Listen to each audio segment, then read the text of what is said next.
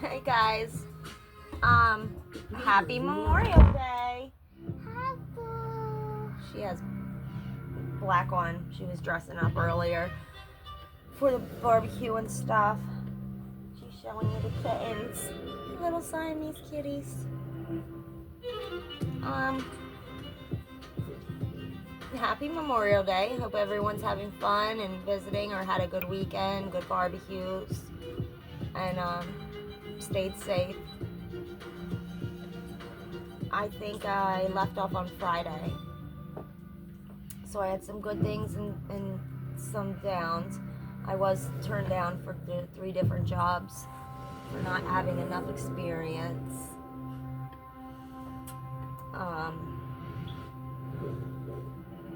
We went a couple places. I talked to, it was her weekend with her friend Faith that I tell you about, that's every other weekend. So I talked to her dad for a little while on Saturday and stuff. It was good just to get him to know him better, because Faith is just, they're really good friends, so she's gonna miss her in this summer because I got to understand more why she was doing things she was doing, or what was going on, more insight, you know. That's why I don't like to judge people or things or situations. You know, there's always 2 sides, there's always more to the story. I'm always a put yourself in their shoes person. That's how I think. She's fat. She's not. That was me. Oh, the little bear? He is a little fatty. Is that like you? No. So, Becky dropped off some clothes for her. He comes from the land of Jello. I guess she was just shopping and just thought to do it, so she got her some shorts and some sandals and a bathing suit. So that was really nice of her. She dropped it off at the step. I was home, but they were in a rush, so they didn't not her stay. I keep saying because in my mind I just can't think straight today. I was trying to fill out something earlier and it just couldn't think straight. It's just been so hectic. We went and got the couch on Saturday. Jay came. Little bear's looking. Oh, he's not on camera, but he's looking right at it. We got a mask from a friend of a friend, and it's a big cat mask. It's pretty cool. She painted on it, but we scared him with it. It was so funny. She's good and she's fat. Okay. All right, you already said that twice. Can I do the video, sweetheart? She's good and she's fat. Did the kid look funny? I think the kids too. We don't know that. Please. You know how I feel. You know how kids are. You just talk to them. The last time you messed up. Oh, Saturday night, this is why I did not want to do this. And even if it's a mistake, they always mess up. This is why I did not want to leave Regina, my doctor, and go to that Christianna appointment, especially with Christianna. I go to take my 3rd dose. I've been on Ativan. Vienna, I need to talk, honey. This is a video for people.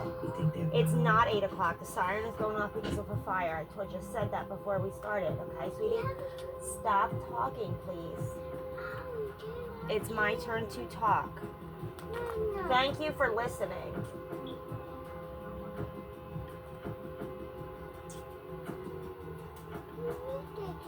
I have been on Ativan. It slowly went up to 3 tablets a day over the years. And that is Ativan 1.5 3 times a day. So it's 1.5 milligrams. Yeah. And that's works. We spent years getting combinations of medicine to see what worked and what didn't. And because Regina was the only person that I seen once a month for 8 years, she's seen it all. So she knows, and just, like I said, she's like a family. She just knows. She's seen me and how medicine's affected and what worked and what didn't. So that's what it is. And remember, I said when I was in there, I was being nice, but saying it's really hard to leave my doctor. It's financial reasons. And they were like, well, we hope that we can make you as comfortable and happy here as you were with her.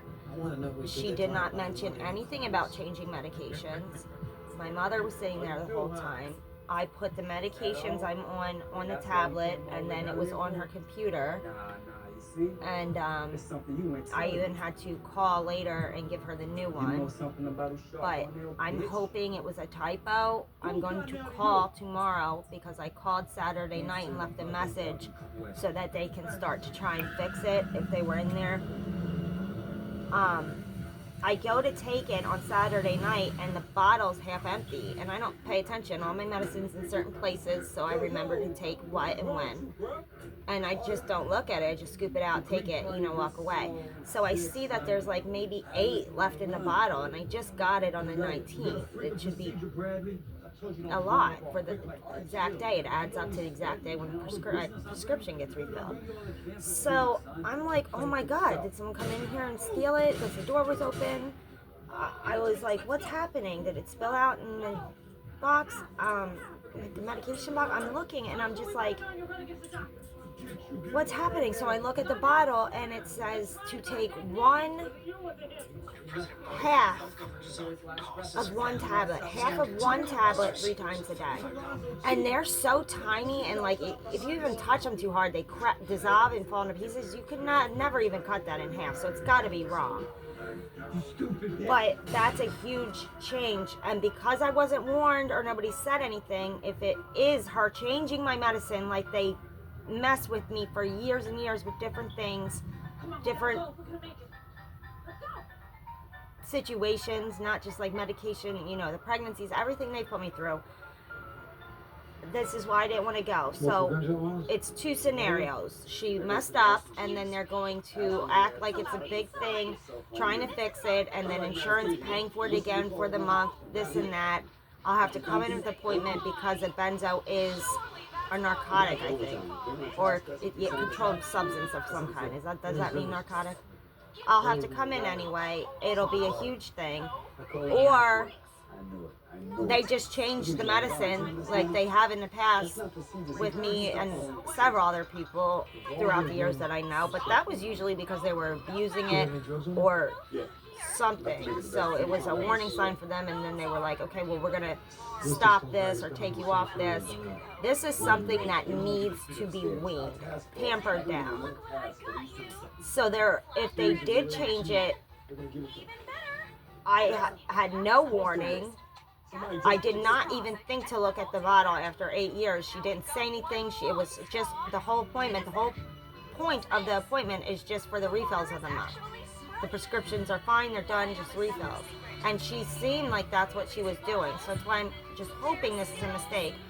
Because I've been through this before. That was with the alcoholism. The only way to treat alcoholism when you're detoxing is with a benzo. It's Xanax, Valium, Klonopin, I think, Ativan. And they're different lives. Like certain ones work fast and then go out of your system. Some work over time, and that's how they work. Like Xanax is for quick panic attacks. Take it when you're doing that.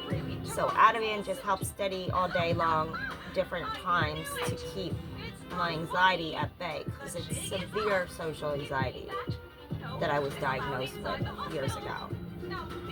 And then the agoraphobia it was bad. Can you turn that down a little, because I can't turn it's right next to us, and it's because I have to talk a little louder because I can't turn the TV down. The remote's not working. Just a little. It's right in front of your face, sweetheart. Thank you. I'll end up hospitalized. If they're not going to fix this, there's enough for a few days, and even if I just take one or try to wean down, I'm going to get very sick, and then withdraw when it's off. You can't just take somebody off that after years and years of taking that. It has to be tampered. I don't think they can illegally do that, and if they're trying to, it's not right with no warning, no saying, nothing. My mother was sitting right there, and I told you guys about the appointment, and there was nothing at all. She was trying to make me feel comfortable. That's what, so I'm thinking it was a mistake. But like I said, I've been through this with the alcohol. To treat the alcohol as a benzene, and then when you were withdrawing from alcohol, to treat that, not having alcohol, you would take the benzo. So I had the medication prescribed and never ever abused it. I think sometimes I thought I was, because when I was drinking and just What do you think you're doing? awful, just waking up several times throughout the day and confused, thinking it was a different day, a new day, I would keep retaking my routine medicine. So I would have high levels of everything. So one doctor, it was like, well, you had high levels of the benzo, and he wanted to wean me off it at one point. I was like, no, I wasn't abusing it purposely. There's high levels of everything. I had high levels of aspirin poison. I was taking my heart medicine, high levels of that. It was the same medicine, just thinking it was a different day in the same day. So it was a vicious cycle and a time loop, and just awful. And I never ever abused medicine. So that Regina understood that, and she put me back on it, and then over the years slowly built it up. Seeing that how I would start talking more and getting more comfortable and being myself and socializing in the waiting room, stuff like that. She witnessed it from beginning to end. It was like he was trying to. I don't know, because they had me sign papers when I was there that only Christianna can give the prescriptions now, and these things, and I don't remember if it said a certain amount of time, but I had to sign it at the time because I was like, I can't pay $100 to go to Regina, so I have to do this. And on my phone. And What you gonna say? What you gonna say? Because I do the same thing. I'm scared. I really am. The experience I've had in the past, especially the way they treat you and why it took so long to find a good doctor, is because of this stuff. They think they're right. They think they know better.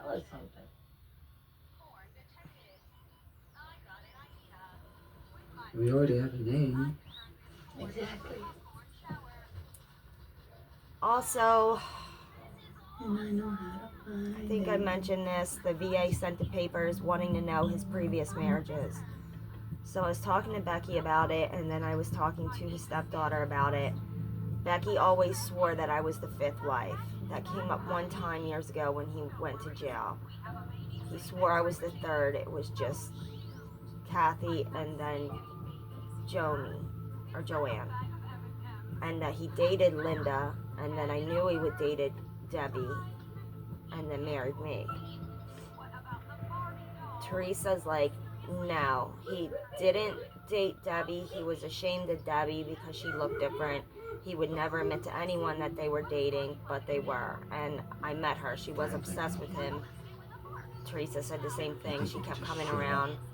And it was a problem. At first it wasn't, because I kind of seen the way she was acting and I knew he was lying. You know, as a woman, you have the instinct and you can see what's going on. And then after I was pregnant and then we were engaged and then married, it became, well, you need to stop calling. So I don't remember her ever saying, well, I'm the wife or anything like that. Nothing. She never said anything like that. I don't even think she said girlfriend. But my memory makes me question. Did he say they were getting divorced and I'm forgetting that and then just never got divorced? Because Teresa was like, you're not the fifth, but you are definitely the fourth. Alonzo, yes. Business address is fine. Which is like turning your life upside down. There's another wife? What? So then she says she knows everything. I guess she knew a lot more than I would ever thought. She's like, he was definitely married to Linda because it was a whole thing where she was hunting him down trying to get him to sign divorce papers back then. And then he had another girlfriend, and then it was a big fight in the parking lot where she found him, wanted him to sign the papers, and was fighting with the girlfriend, and she was saying, well, I'm his wife, I'm married, and the girlfriend was saying, well, that's just a piece of paper. You know, it was a whole thing. So she remembers that for sure. So I'm definitely the fourth wife. After my girl passed, I just took a scissor to it. Why lie about this? It's just weird. And then something changed her mind overnight. She doesn't seem to be saying why, but I think she's always not saying things so that I don't get upset and hurt. But something definitely changed her mind overnight where she was like, Dana, I would stop digging because he might have secretly married Debbie but didn't tell anyone because he wasn't even admitting to dating her because she was not as attractive and bigger apparently than his type. And I remember her, but I don't remember her saying I'm his wife or anything in a deli, or once we were dating, once we were together, he was living in my apartment, she was still calling. I remember I was like, well, I'm his wife now, you have to stop calling all the time. It's awkward, I don't know what's going on, it's weird, you're his ex, you gotta stop it. And then she had a stroke, and then we didn't hear from her again. Well, all these wives had money and houses, or their parents had money, and he would convince them to borrow money. He bankrupted all of them. 2 of them had a stroke from losing their houses. He would get them to remortgage their houses, saying he's going to pay it, things like that, and then not pay it, disappear, do what he does, the lies. So, like I said before about being married to a spy, it's even worse. I can't believe he did that to them. And then it's like, why did he marry me then? I was a teenager with nothing. I was giving him my paychecks at Jetro, but why marry me? And he didn't destroy me financially, but I was a totally different person back then. I'm starting to get back to myself, like laughing and happy, my happy-go-lucky social butterfly, dressing in bright colors, nice clothes type of whole friendly social person. But my self-esteem and things were definitely, I was destroyed as a person, I guess you could say.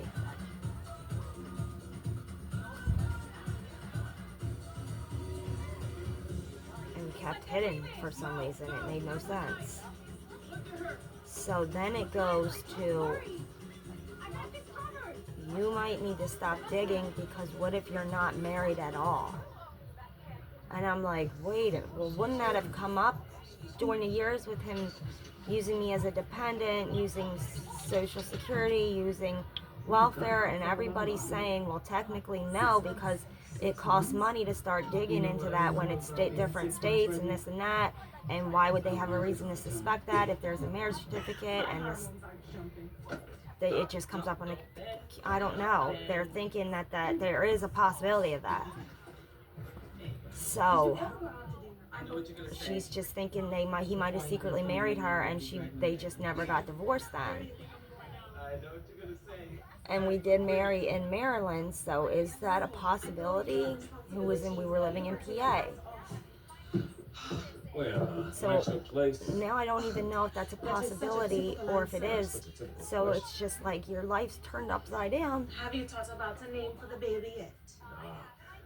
Even though he lied, I don't know why I trusted him so much. And 18 years, I might not have even been a wife now. What about you? Of course I have. It's like a bomb after bomb after bomb that just keeps exploding. And I don't know why he did these things. I did everything for him. He could tell me anything. Bad things, anything. He knew I wasn't going to break, rat, or roll. He knew I was going to take care of him. He knew that I would do whatever because I loved him. And I took my vows, and that was serious to me. People dead. One named Ray. With my dad's stuff, the whole honor and loyalty, and I want the one responsible. It was you, Leo said. I haven't gotten to telling you guys when I did leave. I did leave 2 times for 2 years, and I worked full-time jobs, open to close both those years. And he followed me, called me, stalked me every day, begging me to come back. Maybe I can make over there and snap your freaking neck before you pull the trigger. Maybe I'll ask him. So it's hard right now to even wrap my head around the fact that there's just wives and wives, and Where is she? She's in the closet. She's the fine. girlfriends after girlfriends after girlfriends. Freaking care about yours. We go with our friend Anthony, the guy I've mentioned a couple times who paid for the nails and things, who was Don's friend, and he drops off fruit and stuff for the baby. So we were out there yesterday when he was dropping off oranges, and he asked if she wanted ice cream. So he took us to the diner in Marcus Hook. And Don wasn't supposed to be in diners because he was always with waitresses. It was a rule years ago, and then once we were in the house, I just stopped caring and fighting it. I decided I'd take care of it. And I wanted to look pretty. the girl there looked at me and was avoiding me, and I seemed weird, just like it always did back in the day when I would go to these diners and they would start acting real suspicious, like women do when they know who the other woman is. And she would know because the picture is in the deli of me and the baby. But he was dead. He's right there. And it was weird. You could tell. You're a woman, you know. And then we sit down and Anthony says, well, she knew Don, you know. And then I figured what was going on. Also, when I first was going in with Muhammad as the partner, I'm not sure if I mentioned that in one of the videos back then, but his way of trying to make me feel better because I was grieving so bad was to tell me, stay away from Debbie or Diane and this deli, this diner in Marcus Hook, because we went there every day and he went for a reason. And of course my mind went right back to 10 years ago when it was waitress after waitress after waitress in these different diners. My mom and stepdad following him and stalking him, finding the waitress. It was crazy all the time.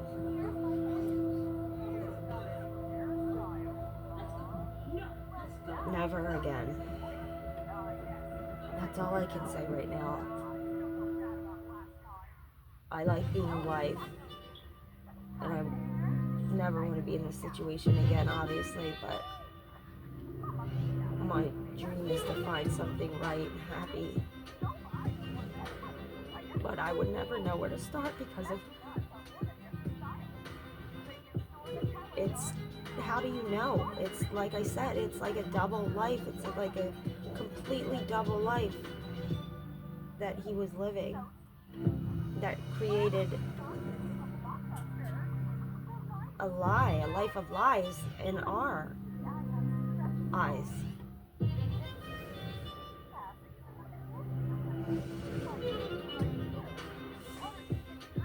I applied to a lot more jobs, and over the weekend people told me some things I've written down. They're all closed today, obviously, but there's a couple places I've driven by that were hiring, so I'm just going to walk into all these places so I can meet them and just say hello, and then I'm going to send the resumes in.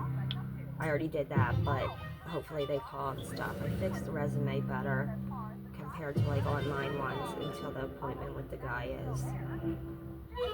So something will come. Nikki, my mom friend from school, she finally just got a job at the McDonald's around the corner, and she started looking for a job at the beginning of the school year when I met her, when she started playing with little John. And she was applying to all the same places that I am now, over and over, and so is everybody in this town. So I'm trying to go further out where I can take a bus, especially if it's just main roads. So there's lots of places on the main roads, and then it would just be one or two buses turning. I think that's how they do it. I put this coffee in the microwave literally probably half an hour ago for 2 minutes, and it's still burning hot.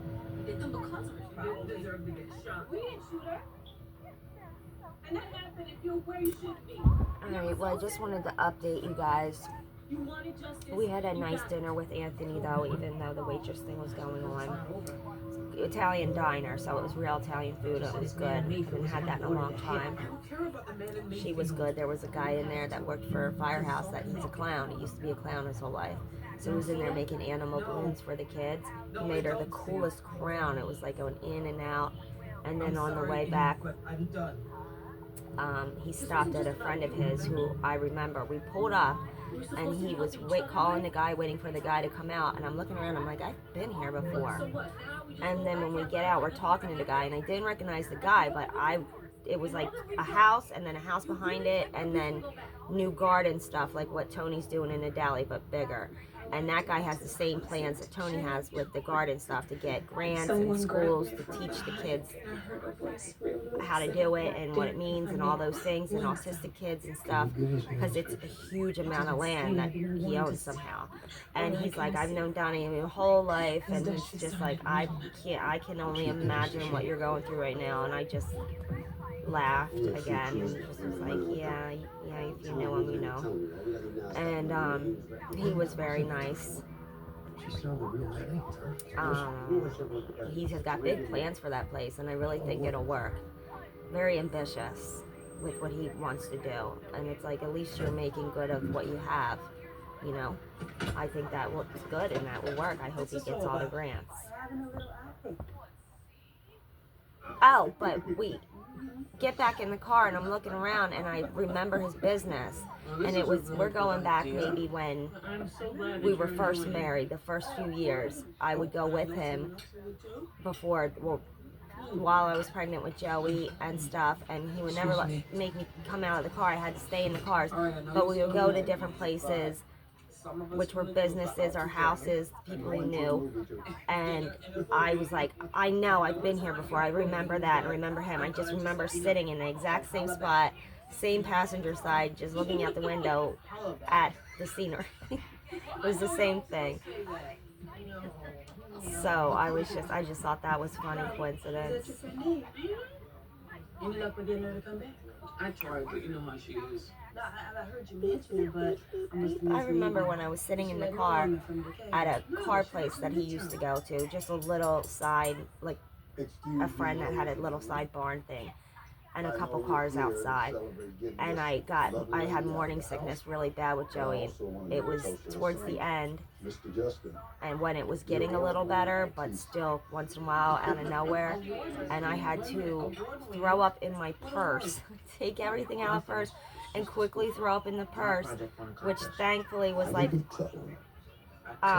snake around it, like fake, like so it was hard to hold it so it wouldn't like leak out or anything.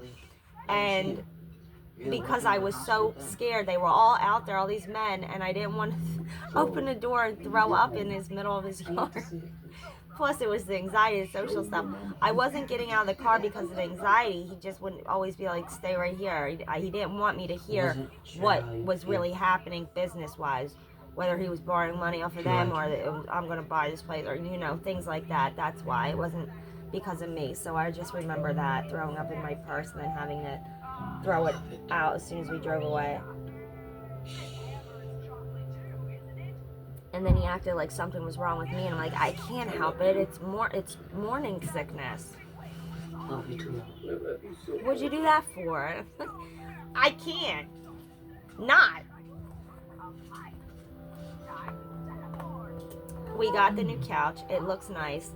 It looked a lot smaller in that store, though. There was no way to measure or do anything because it was a quick thing in Goodwill. If you see something, you have to get it or it's gone. I'll get rid of this cup thing, and then it'll be smaller than the other one was. But it fits. It looks good. Lengthwise, I mean. Okay, well. Okay. So, we're getting in the bath soon. I got a shower, and then she has to get in the bath for school tomorrow. The couches look, it's nice. That other one just absolutely had to go. It's on the porch still. We gotta put it in the backyard for heavy trash. So I gotta see if they're gonna take it, and then if they don't, I call and make the appointment. Because the people across the street, they put their couches out, and I forgot about that, and they did take it. And it wasn't wrapped in plastic or anything. So it's a matter if they're going to take it or not, or if I have to wrap it in plastic before they take it. Because I don't have money to buy those big rolls of plastic that you get, I guess, at like the post office. Like I was saying, we all work together. Bubble wrap? I don't know. But nobody else does that, so that's why the neighbor said that, and she's like, the guy across the street that does the clean outs, that takes all the stuff out as U-Haul, they always take everything, mattresses, love seat stuff, so I'm hoping, since it comes apart and all the pieces, they'll just take it. They took the recliner. Oh, they did take the big recliner. It wasn't a little recliner like this. This was like a long one that was part of a sectional that went to this cup holder thing I'm talking about. That goes in the middle, and then you can open the little case there, and it has cup holders. So it was attached to the side of the recliner, and then attached to the other one. I just kept it because I have all the paperwork in that thing. I don't have a lot of storage in this teeny tiny house. Anthony came in to put the grapes down and stuff for the first time yesterday, and he was like, oh, the couch does look good, but because he'd never been here before, but he's like, it's a nice couch. And then he was like, you're right. He's like, you got, this is too small for what you have and what you do have. Yeah. It's nice hardwood furniture, curio cabinet here, the breakfast table there, the china cabinet, mountable, but like I'm saying, it's antique wood that went into a dining room, an actual dining room in a house, not in a room. I'm telling you, apartments are bigger than this house. But the rent it's cheaper than an apartment. So it's like, you don't want to lose it either. For now, it's good for us. It's 2 bedrooms, it's got a kitchen, it's got a living room. It's fine for us in this situation right now. So we'd like to keep it. So I'd like to have a job.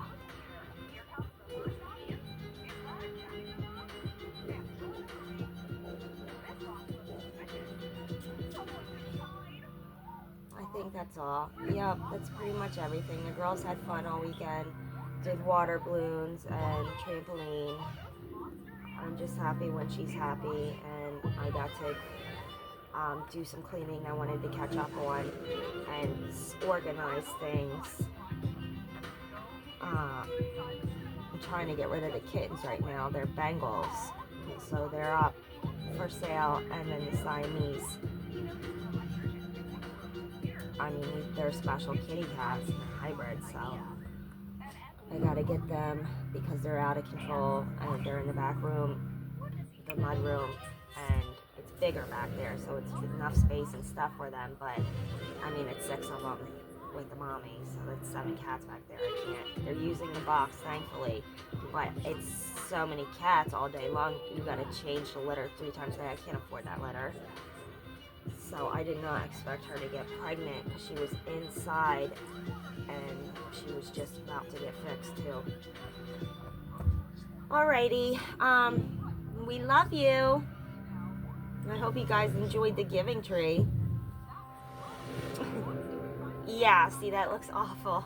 It's not a black eye. She was trying to put her dark, ouch, pinch my back, sweetie, dark purple girl place that eyeshadow on. I was like, no, don't go dark. I was like, let's not go dark. I was like, I don't let her wear makeup except special occasions, a little maybe pink and lipstick, because she always wants it, and I'm just like, mommy wears it because I like it, not because I need it. You're beautiful without it, and you're just a beautiful girl without it. Nobody needs makeup. It just brightens up your face and makes you feel better, especially when you get older. It's not about being pretty. Nope. So it's just fun to brighten your face up and use colors, that's all. Alright, I hope you guys are enjoying your weekend and your Memorial Day. It is Monday, so a little late in the week starting tomorrow. So be careful, be safe. Thank you for watching. Thank you for the support. Their little nails will ruin that. Please don't do that. The advice. As always, sharing our page. Any little bit helps. Yeah. Yeah, you suffered. Any little bit helps. If you need any help, I'll be glad to. I know I watched a movie Saturday morning while I was getting ready, and it was a true story about a woman in New York. It was like so it had to be year like 2000. Her husband dies, and then she's got the house with 2 kids and no work experience, obviously. Can't get hired, can't do anything, can't afford the house. So they lose the house. They're living with friends. The friends obviously not keeping them. She's about to be thrown out. So her cousin comes around, and her cousin is a madam and owns a massage parlor, just a little thing that she's managed for 15 years. That's a long time without getting caught. Talk about the kids. It's placed in your Do body. my JJ's? achy. Because I've seen TV shows and movies. Do my achy. Yeah, that's a special dragon egg. So the cousin says, come work for me. So she goes and works for her, not as like a masseuse, but she does the books. No, the Arthur guy does the books. He's like, becomes like family with them and family to the cousin already. He does the books and the financials, and she was doing like the, stop that, get it out of your mouth. Anyway, She was doing all the updates, keeping track of the appointments, the people, the clients, the special clients, something I gotta ask. background checks. They screened everyone before they would do it. It's not funny. Are you trying to be silly on funny when you know you could choke on something like that? I don't like when you do things to be obnoxious. It's not nice. It's not good manners. I don't care if Faith does it. You are not allowed to. I'm just trying to make sense of it. You have no idea what it's like to lose a child. No I need idea. you out of the back of my video. Take that away right now. You're playing with baby silly things, being silly for attention. Get over there, Nucky. I will play with you in a minute. I'm almost done.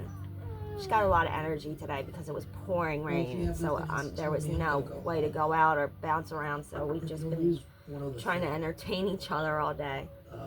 So her energy is a little high right now, like stuffed. She identified. So she's doing all that kind of stuff, and she's thinking of ways to improve business because they got like these sloppy guys, and it's like they're working for pennies, no tips. The girls, so she's like more worried about the girls, and she's trying to get the cousin to do all this stuff and use a website and upgrade and do this and that and expand, do premium. If you had if you had a premium, then you would get higher, better clientele, which is true. So, but the cousin was like, no amount of money is worth your freedom. I've done this for 15 years. I can afford my place. I like my place. And then the cousin gets mad and says, well, the girls, they can't afford it, this and that. So something happens where she ends up firing one of the girls at the massage parlor because of her boyfriend, and the cousin doesn't like that. So she says, if she goes, I'm going too. So the cousin says to the cousin, fine, you can go. So now she has no job again with the 2 kids. And they have a little, like an apartment then. They're about to be kicked out again. So because the guy who handed the financials that I said, he was sick of it all too. And he thought all of her ideas were very good and would work, but the cousin just would not upgrade, basically. So the friend that got fired, that was a massage parlor girl, she says to the girl, why don't you open your own place? You get an offer you'll love. Long story short, she opens her own place. She gets the girls. She goes searching, headhunting. She finds special, beautiful girls, different for all kinds. And then they go to events where they know there's going to be millionaires and billionaires. And they're giving out cards. And the guy, started with one guy. One guy finally called. They set up a thing in a hotel. The girl did whatever she did with him.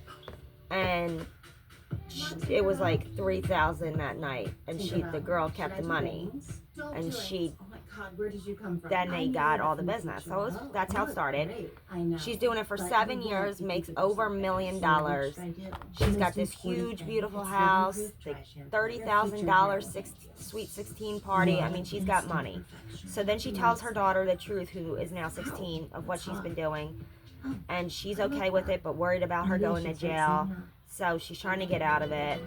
So she buys a huge, like, mall type of property where it was 30 grand in taxes alone a year and all this.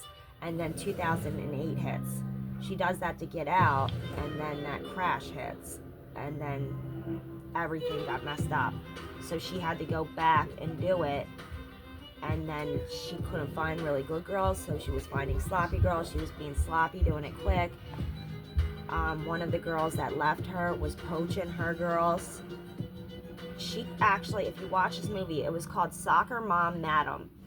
She got really serious, like a mob type of girl. When that girl was getting clients off the side, she found out and had two big guys take her in a van, take her to the woods, hold a gun at the back of her head and said, there's an airplane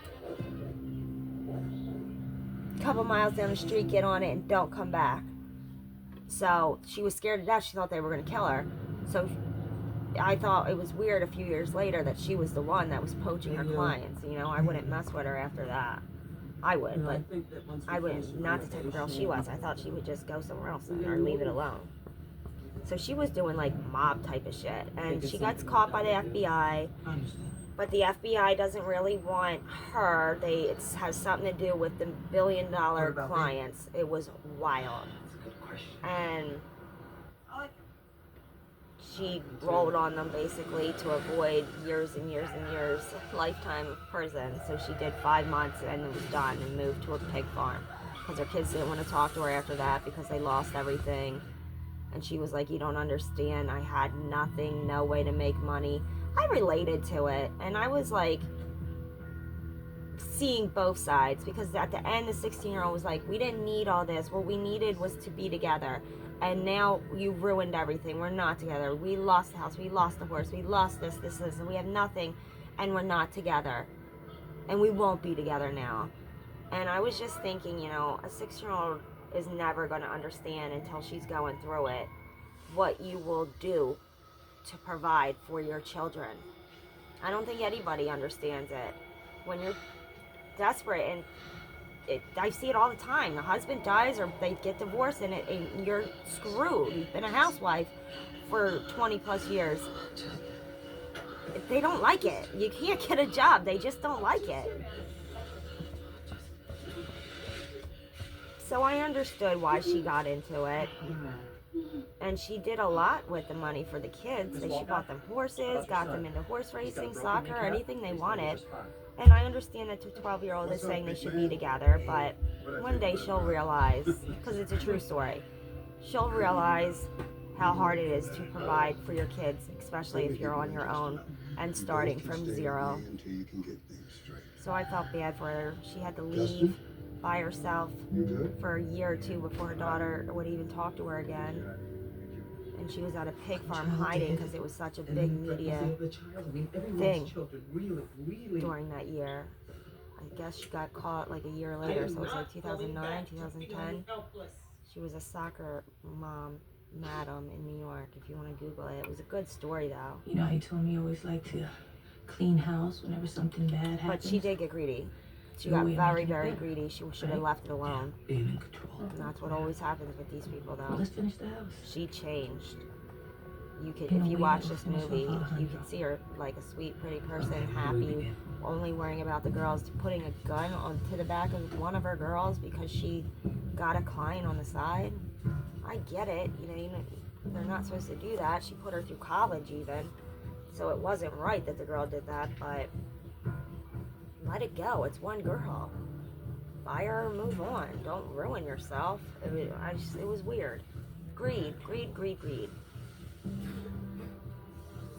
All right. I just wanted to talk about that. I thought that was interesting. I'm not gonna be a madam. I just wanted to. That's not why I'm saying this. I just thought it was interesting and could relate to why, and also what the kid felt, and when she'll realize that it is what it is. I mean, there's different situations. Like if you're on drugs and you end up on the street with your kids, you're not trying. You're not looking for jobs. You're not trying to do a job. You have no care in the world really besides your kids except drugs. Sometimes not even your kids. It's just about drugs, this and that. And then there's hardworking people that lose their jobs and can't provide for their families, and then there's people that end up in tragic situations. A tragedy hits and you're screwed. Where'd you get this? These are real things. This is real life. You were in my office? It's the Office of Public Records. Did someone help you? No, I did it myself. It was easy. I mean, the computer did most of the work. I have a few ideas, Gotta go. but I need money to start it, you know? Dogwood.